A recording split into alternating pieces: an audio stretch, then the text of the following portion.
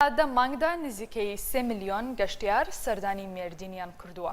سەردانی گەشتیاران بۆ ناوچە گەشتیاریەکانی باکووری کوردستان زیادی کردووە و تەنیا لە ماوەی دەمانگی ئەم ساڵدا نزیکەی 3 میلیۆن گەشتیار سەردانی مێردینیان کردووە.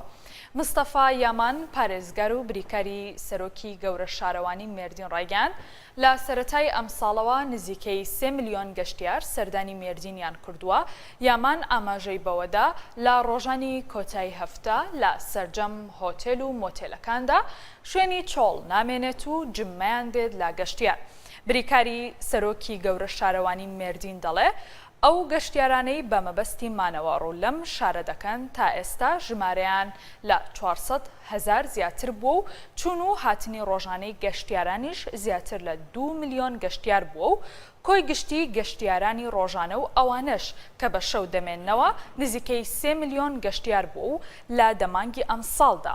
شاری مێردین وەک شاری پێکەوە ژیانی چەندین سەدەی زمان و ئاین و کولتورە جیاجیەکان و شوێنی مزگەوت و مەدرسە و بینە بەردینە مێژوویەکانە بەم ساڵانەی دوایی بۆتە جێی سەرنجی گەشتیاران.